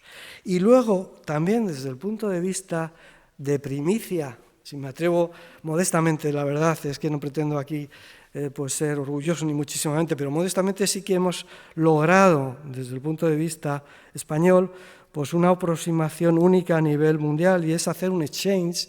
Un exchange es definitiva una plataforma de intercambio, vamos, una plataforma informática donde se pueden intercambiar no solamente el gas en PVB, sino también el gas en TVB. El TVB es el tanque virtual de balance, que por una aproximación regulatoria muy acertada, todos los tanques de todas las plantas de regasificación a nivel español se han unificado en uno y se gestionan también de manera virtual. ¿Qué quiere decir eso? Que si un importador trae un buque de GNL y lo descarga aquí en BBG, pues ese tanque, en el tanque donde esté ahora mismo descargado físicamente las moléculas, pues se le contabiliza como en el conjunto de tanques español, de tal forma que puede negociar sus moléculas de GNL independientemente de su localización. Es decir, puede vender gas a cualquier agente que esté en cualquier otra tanque del sistema. Obviamente, esto también tiene sus implicaciones logísticas, tiene sus implicaciones desde el punto de vista de la gestión, pero para eso está el gestor técnico del sistema en Agas, pues para favorecer los slots y la asignación de slots de buques para que todo esto sea posible, para gestionar las nominaciones, en definitiva, la regasificación de cada uno de los usuarios en aquella planta que realmente promueva pues una gestión unificada de los tanques y, en definitiva, pues necesita una logística particular. Pero ya digo, es una primicia desde el punto de vista a nivel mundial de que el tanque virtual de balance pues es un punto gordo donde se puede negociar el GNL. Y luego también está el AVB. El AVB la verdad es que no lo utiliza nadie, por más que lo digo, pero el AVB es el almacenamiento virtual de balance, que también es lo mismo. La capacidad de almacenamiento en España es baja. Hay 4 o 3 almacenamientos subterráneos. Tuvimos la desgracia de que el almacenamiento de Castor pues, fuera fallido. En definitiva, pero existe el almacenamiento y capacidad de almacenamiento de gas en almacenamiento subterráneo. Y estos almacenamientos subterráneos, ya digo, Serrablo, Gaviota, que está aquí al lado, o Marismas, pues también se gestionan de forma unificada y se virtualizan. Es decir, si yo tengo gas almacenado en un almacenamiento subterráneo de Gaviota, pues para mí es indiferente si lo tengo en Gaviota que si lo tengo en Marismas o en Yela. Dicho eso, es un poquito lo que es ahora mismo las características del sistema o del mercado organizado de gas. ¿Qué cosa o qué particularidad tenemos también? Que yo creo que es una ventaja relevante también para los usuarios del sistema gasista, y es que en MIDGAS actuamos como gestor de garantías del sistema gasista español. Obviamente, cuando alguien compra y vende gas, tiene que tener unas garantías financieras que aseguren su operatividad y el fallo de contraparte, el fallo o la quiebra de una de las dos partes de la transacción. Y para ello, evidentemente, se reclaman garantías. Y ahí fundamentalmente se cubren 3 consideraciones o 3 obligaciones de pago. Una son las relativas a los peajes, que es la plataforma de contratación de capacidad, que es fundamentalmente la más, hasta ahora, era la más consultiva en garantías. Otra es los desbalances, porque cuando un sistema se queda en desbalance y el gestor técnico del sistema compra gas o vende gas en nombre de todos, se imputa ese coste a aquellos que están desbalanceados. Y en consecuencia, pues también tiene que haber unas garantías para asegurar ese cobro por parte del sistema y de forma que al final sea neutro para el gestor técnico del sistema, pero no obviamente para cada uno de los que están desbalanceados. Es un cost reflective que se denomina. Y luego está propiamente el mercado. El mercado también, obviamente, nosotros necesitamos pedir garantías a los usuarios para asegurar que podemos establecer o cubrir los derechos de cobro con las obligaciones de pago. Y esto se hace de una forma centralizada, una ventanilla única.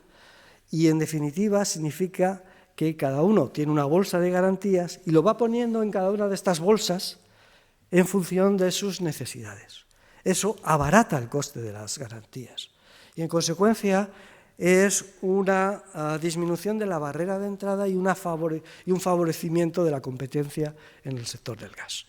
Así que, bueno, pues ahí está. De productos que podemos entrar o que podemos negociar, se pueden negociar en MIDGAS, pues desde el corto plazo hasta el largo plazo. La verdad es que quizás no voy a entrar en el detalle de cómo se transaccionan cada uno de estos productos, sino simplemente que hoy se puede estar transaccionando o comprando o vendiendo gas para el mes que viene, el producto M+1.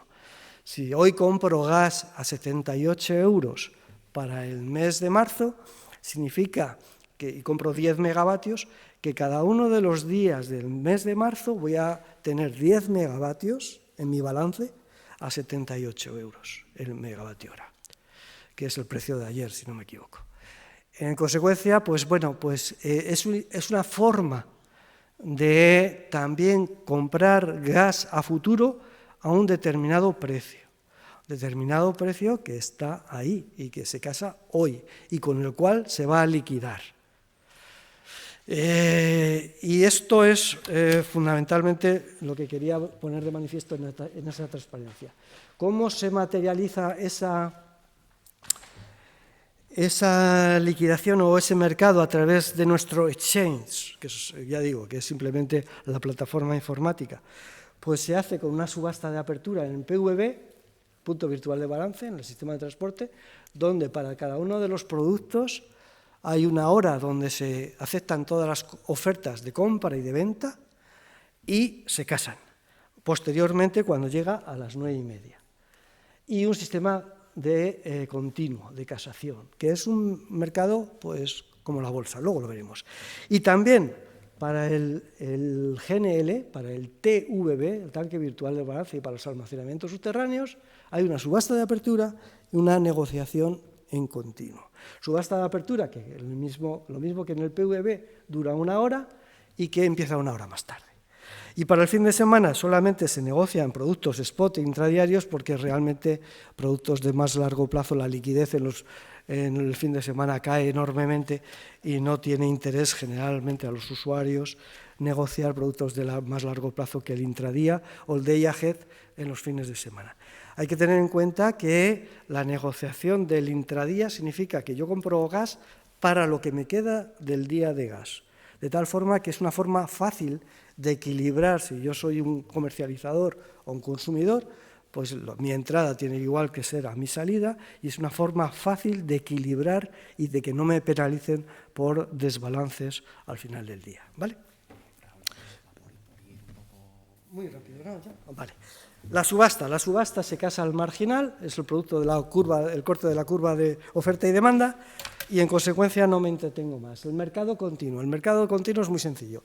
Hay un libro de ofertas de compra y de venta, y están ahí las ofertas puestas. Obviamente, aquellos que quieren comprar tienen las ofertas de precio barato, y aquellos que quieren vender tienen un precio caro.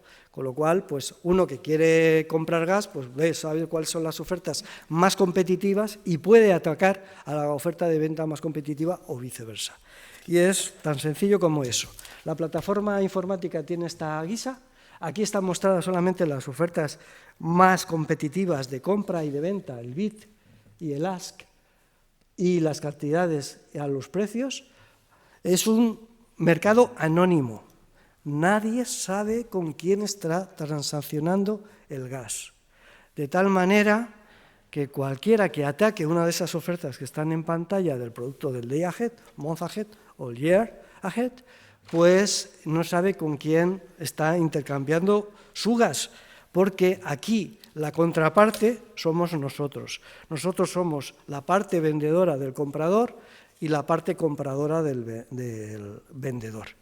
Es decir, somos los que nos ponemos en medio para los productos de corto plazo. Para los productos de largo plazo, como llevan un riesgo mayor, una evaluación del mark to market, una liquidación diaria en función de la evolución del precio del mercado, pues se necesita pues, una profesionalización o, en definitiva, del análisis de riesgos, y eso se hace a través de una cámara central de contrapartida, que es, en nuestro caso, Somiclear, que es también la cámara central de contrapartida del sector eléctrico. Importante, pues al final tenemos una curva de futuros, que es, en definitiva, pues la evolución esperable del precio del gas a lo largo de cada uno de los horizontes temporales. Y esta curva de futuros varía cada día, y cada día la publicamos en nuestra página web. Y, en consecuencia, pues en función de la forma de esa curva de futuros se tiene contango, backwardation o flat, que es, en definitiva, palabras que están ahí descritas. Esta es una transparencia simplemente de la cámara central de contrapartida, y vemos ya los resultados del mercado organizado. El mercado organizado tenemos pues, en la página web un montón de información, creo que es bastante exhaustiva, con lo cual ahí les dirijo a ella, y también hacemos un informe diario donde en un snapshot, en una fotografía, pues damos cuáles son gráficamente los valores de precios de cada uno de los productos, no solamente en Midgas, sino a nivel europeo. Es un informe diario que hacemos gratuito y que se puede solicitar el alta aquí en esta dirección de correo electrónico, y que pues la verdad es que está teniendo bastante aceptación y que generalmente es muy seguido, o por lo menos eso es lo que nos dicen. Así que, pues en el caso de que les sea de utilidad, ahí lo tienen. Más cosas, ya para resultados. Pues el año pasado, en 2021, tuvimos 77,4 teravatios hora de gas negociado o transaccionado en Midgas, de una demanda de 360 más o menos teravatios hora, de sobre 358. No sé. El caso es que, ¿cuál es la composición de los productos más demandados? Cuanto más de corto plazo, más utilizado es el mercado organizado. Cuanto más largo plazo, pues todavía nos queda ahí, sinceramente, ganar mucha liquidez, porque ahora mismo el déficit que tiene Midgas, sinceramente, es la contratación de plazo.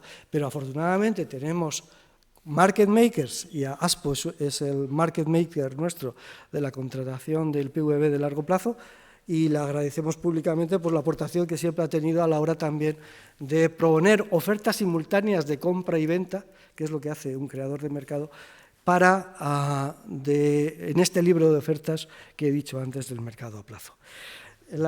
Lo que es la evolución de la negociación está ahí en la pantalla, no voy a entrar. Ahora mismo tenemos un churn ratio, que es en definitiva un porcentaje de negociación respecto a la demanda del orden del 19%. Portugal está ahí también en la pantalla. Hay una parte, bueno, no me quiero entretener porque si no al final acabaría siendo consumiéndome todo el tiempo, y lo que sí voy a hacer es simplemente ir al final a dos mensajes clave que quiero dar. Primero, que el número de agentes activos es comparable al número de agentes activos en TTF, o sea que tenemos un interés muy grande. Activo significa que ponen ofertas pues prácticamente todos los días en la pantalla. Hay más interés comprador el número mayor de agentes compradores que vendedores. Y el HHI, que es un índice que mide la competencia, pues nos dice que somos extremadamente competitivos. La métrica recomendada para el mercado europeo del gas de ACER, de la Agencia Reguladoras, es por debajo de 2.000, y cuanto más bajo mejor, y nosotros tenemos 946 de HI de compra y de venta. Y en cuanto a precios, ¿cómo se está comportando Midgas en precios? Pues dentro de esta vorágine de precios tan brutal y de este seísmo que estamos teniendo de precios, pues Midgas se está comportando exactamente igual o muy parecido que otros mercados europeos. Midgas está ahí en azul, y el rojo es la referencia del TTF, que ya digo que es el más líquido y es con el cual nos debemos de comparar.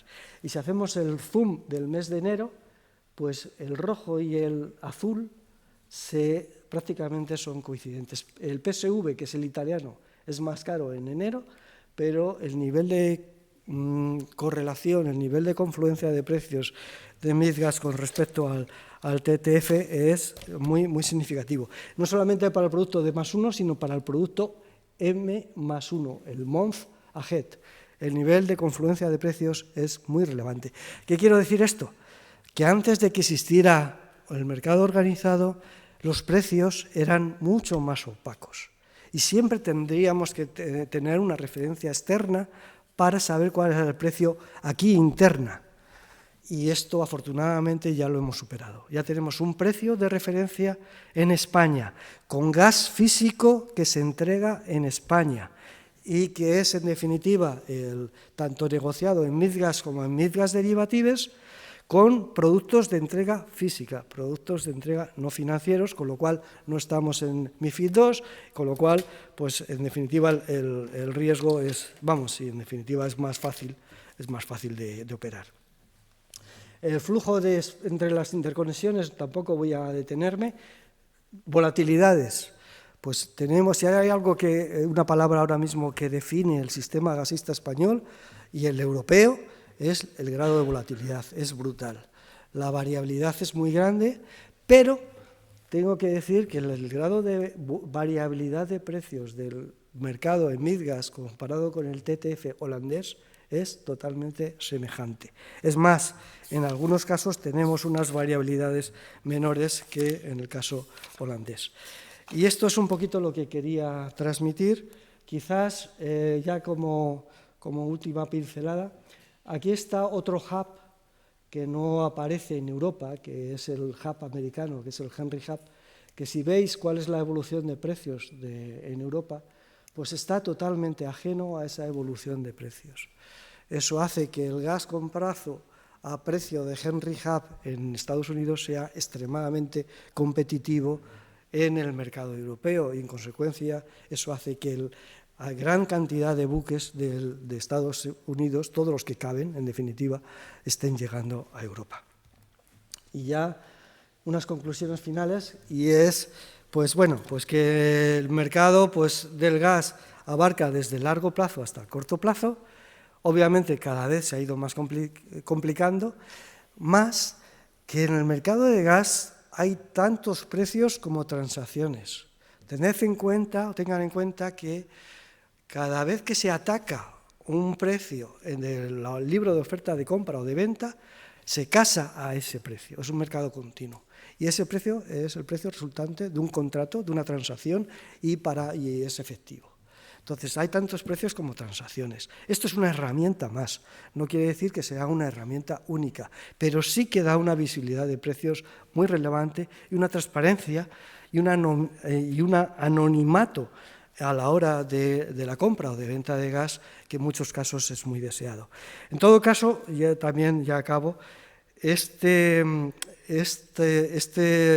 mercado que es objetivo, transparente, no discriminatorio, pues al final es un mercado de entrega física y en consecuencia pues un mercado que proporciona una herramienta adicional a cada uno de los usuarios.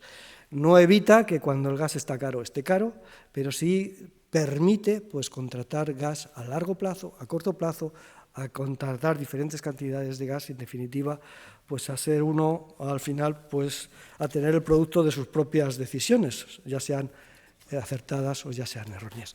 Y ya nada más, con eso acabo. Muchísimas gracias a todos. Muchas gracias, Raúl. Si quieres, te sientas en aquella silla. Muchas gracias. Vale, gracias. Bueno, yo creo que tenemos unos minutos, ¿no? para tal vez si hay alguna pregunta desde el público, a Carmen Becerril o a Raúl Yunta. Tenemos por ahí un micrófono, ¿no?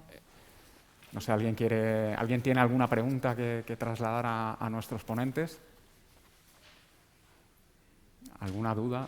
Sí, por ahí, bueno. Y luego allá al fondo, ¿verdad? Hola, buenos días. La pregunta va más dirigida a Carmen Becerril porque ahora el 2 de marzo parece que la Unión Europea va a sacar, no sé qué grado tiene, no sé si son unas consideraciones, unas recomendaciones en las cuales parece que se puede poner en cuestión la marginalidad del precio, el precio marginal No totalmente, pero sí que creo que hay algo en esa línea. No sé si puede comentar algo al respecto. Del caso eléctrico me refiero, ¿eh? Sí, vale, anotamos las preguntas, o sea, queda esa primera pregunta, sí. Claro, claro, efectivamente.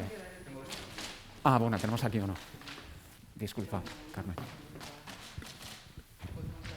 Sí, escuchamos la segunda pregunta, que había una allí al fondo.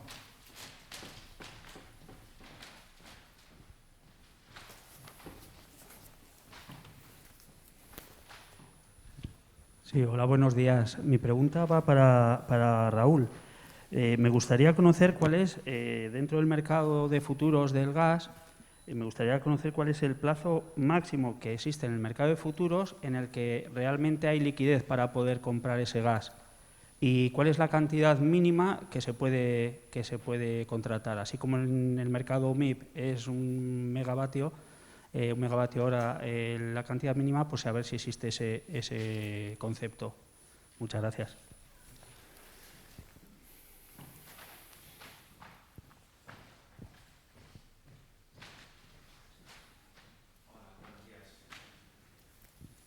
Hola, buenos días. Soy Javier Ormazábal, de Sevalgarbi, y quería preguntar principalmente a Carmen, con estas fluctuaciones de precios que estamos teniendo, ¿no?, con esa correlación entre el precio del gas, el precio de la electricidad, principalmente pues, hemos visto unos picos exagerados, ¿no?, en el mes de diciembre, en los últimos días del año, con precios del gas que pasaron de 60 a 160. ¿Hay alguna idea o algún planteamiento nuevo de cara a las garantías para la operativa de las coberturas de esas posiciones que una cámara de compensación, lógicamente, siempre vigila que tanto comprador como vendedor puedan estar en disposición de cumplir, pero que pueden ser, en esos momentos de tensionamiento de mercado, pues unos importes muy, muy grandes? Si hay alguna pues, medida pensada para poder facilitar la operativa a los agentes de mercado. Muy bien, pues si quieres, Carmen, contestas, tenías dos preguntas y luego le pasamos la... Empiezo por el final. Omiclear, que es la plataforma que actúa como cámara de compensación, efectivamente tiene que gestionar el mark-to-market. Un mark-to-market que en los mercados financieros está definido después de la crisis del 2008 y de Lehman Brothers, de modo tal que las cámaras de compensación, que no dejan de ser un instrumento de perfil financiero, exigen el depósito de cash, o sea, que hay que poner líquido, la garantía de cada una de las transacciones de las que eres titular en función de tu posición de compra o de venta, y se va ajustando. Hay un mínimo y a partir de ese mínimo se va ajustando en función de los precios. La verdad es que hoy por hoy no hay nada sobre la mesa para que eso se altere. Hemos pedido reiteradamente evolucionar, digamos, a un sistema similar a los de los mercados diarios y, por lo tanto, que los avales bancarios sean instrumento válido. Y hoy por hoy la ESMA, que es la entidad encargada de la supervisión de entidades financieras, no quiere aceptar que las commodities puedan estar garantizadas por avales bancarios. De momento, la cruzada en la que estamos, no somos nosotros solos, sino que de alguna manera los que estamos actuando como cámara de commodities, pues por lo menos intentamos ir al modelo de aval, que aun siendo económicamente puede tener valor equivalente, pero es mucho más cómodo como mecanismo de gestión.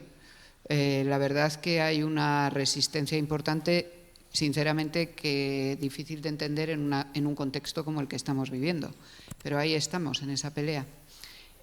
Respecto de las medidas que se han adoptado, bueno, pues tuvimos aquella primera entrega de la Toolbox de la que tanto se habló por parte, bueno, que en el mes de noviembre, en definitiva, permitió la adopción por parte de los Estados miembros de toda una serie de medidas, sobre todo de perfil fiscal, que en el caso de España se tradujo en una reducción al 10% del IVA del consumo doméstico y la reducción al 0,5% del impuesto de electricidad. Es cierto que, bueno, por un lado se ha filtrado un documento, por otro lado estuvo antes de ayer, estamos a miércoles, sí, el lunes estuvo la comisaria europea en Madrid y, bueno, vino a hacer un comentario muy genérico. La percepción es que el modelo marginalista de mercado no se altera. Yo creo que Eiser fue muy rotundo diciendo que no podíamos tirar por la borda 20 años de liberalización porque haya una situación coyuntural que genera tensión, que el tipo de medidas que hay que adoptar, el mercado al final no deja de ser un algoritmo y una cuenta. A partir de esa cuenta, cómo se gestiona, pues los gobiernos, vamos a decir, tienen que analizar cuáles son verdaderamente las medidas que se pueden llegar a adoptar. Está en tramitación pues, una ley relativa al tema de la devolución de saldos de CO2 para tecnologías que no estén impactadas por el CO2 y que se entiende que están percibiendo una retribución que no les corresponde. Está sobre la mesa la aplicación de un decreto ley publicado en el mes de noviembre que también incluye una serie de medidas que teóricamente pretenden generar compensaciones indirectas del precio. A priori, lo que es la fórmula de cálculo del precio, que como antes veíamos, pues es común a 27 países y única y por lo tanto no abierta a modificaciones de índole local. Podemos llegar a hacer modificaciones locales en elementos locales, difícilmente en elementos que son europeos. No he sacado referencias de precios europeos, pero la realidad es que nos estamos moviendo prácticamente todos los países de Europa pues en un perfil, en el perfil de los 200 euros megavatio hora, que es algo más bajo en Alemania, algo más caro en Francia que lo que es España, más caro Italia y Reino Unido por esa dependencia del gas que antes veíamos. En definitiva, bueno, pues al final todos los precios se mueven con el mismo criterio en toda Europa y, como decía, la diferencia está en la decisión que con las herramientas que se ponen en la mesa los gobiernos toman en cada uno de los países. Pero no parece que el marginalismo vaya a modificarse a corto plazo. A largo plazo, pues todo es debatible, pero a corto plazo no lo parece. Gracias. Y ahora... Gracias, Carmen. A ver, es una pregunta muy pertinente porque viene a colación de lo que comentaba antes de que se necesita mejorar o potenciar lo que es la contratación de plazo en el mercado organizado. Ahora mismo en Midgas Derivatives se pueden negociar lo que es el producto Year Ahead y el Year más 2, que es un año, no es un año de gas, es un año de calendario. El año de gas va de octubre a septiembre, pero es igual. El caso es que la cantidad mínima que se puede negociar es 1 megavatio hora, pues ahora mismo para el producto del calendar más 1, o el Year Ahead, como queramos llamarlo, sería 1 megavatio para los 365 días del año que viene, del año 2023. Y también se podría negociar para el 2024. La cantidad mínima es 1 megavatio hora. Es cierto que, así como tenemos ofertas a través del market maker del Year más 1, en el Year más 2, en el calendar más 2, pues las ofertas casi no hay, la verdad. Pero eso tampoco quiere decir que no deba de haberlas y que yo animo a que las haya, porque no cuesta nada, a mi juicio, poner una oferta que a uno le satisfaga de forma competitiva, dejarla en el libro de ofertas, y si alguien tiene gas que quiere contratar a largo plazo y está dispuesto a atacar esa oferta, lo hará. Con lo cual, no cuesta nada poner un cierto número y una cierta cantidad en un producto, porque nadie va a saber quién es el que ha puesto esa cantidad, y si alguien está interesado en casar a ese precio, lo va a hacer. Y este es un poquito el resumen mío. Sí, claro. Yo, para terminar, y dado este interés que hay por los precios eléctricos, decirles que el 1 de febrero lanzamos la APP del mercado, que la pueden encontrar en Grupo OMI. Si se busca por OMIE no sale, si se busca por otros conceptos no sale, pero en Grupo OMI pueden encontrar una web, una APP que, bueno, pues da una referencia muy clara de la situación del día. Y también de algunos precios de mercado a plazo. Era el minuto de publicidad que se me ha ido pasando. Muy bien. Yo creo que estamos ya sin tiempo. La verdad es que tenía apuntadas varias preguntas de interés, pero bueno, yo creo que vamos a hacer un pequeño descanso. Este primer bloque ha sido muy interesante. Y a la vuelta, pues tenemos ponentes que van a representar a la parte del consumo y a la parte de los comercializadores, que son agentes relevantes y los que participan al final en las plataformas, ¿no? Entonces, muchísimas gracias, Carmen, muchísimas gracias, Raúl, y un aplauso.